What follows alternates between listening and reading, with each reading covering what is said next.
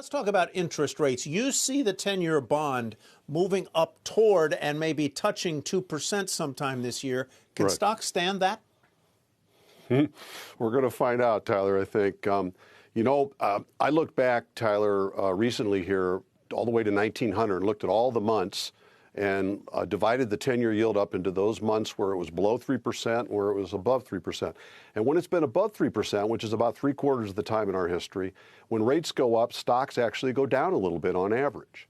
But when it's been below 3%, only about 1/4 of the time, when rates have gone up, on average, stocks have done really well, like 15% annualized performance. And so we're not just in a rare environment, we're still in a unique yield environment where we've got yields that we've never seen in our history.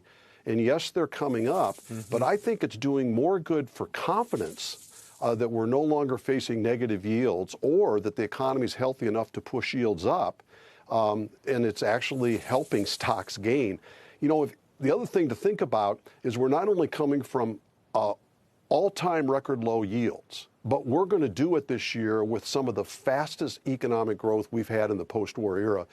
Current consensus calls for about 4.8% real GDP growth this year. I think it might be closer to 8% when all the stimulus gets added.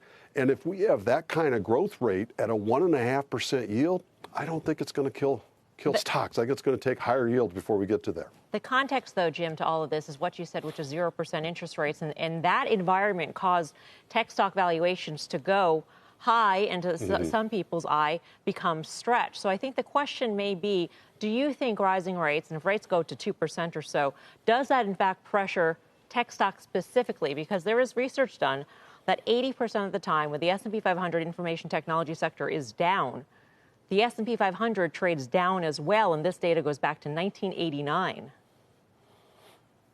Right. Melissa, I think technology sector is going to underperform over the next year. I think it's moved to broader marketplace, small caps, cyclicals, international markets are going to do better. But I don't expect that it's the most likely outcome that tech suffers a severe collapse. I think it's going to participate but underperform. I mean, this kind of growth in the economy also benefits technology. It's just that their steady eddy fast growth rate now looks small in comparison to what cyclicals and small caps with operating leverage are doing in a strong economy.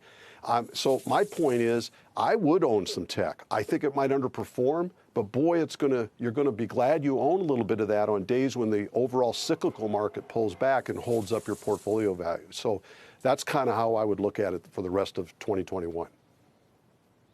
All right. Shepard Smith here. Thanks for watching CNBC on YouTube.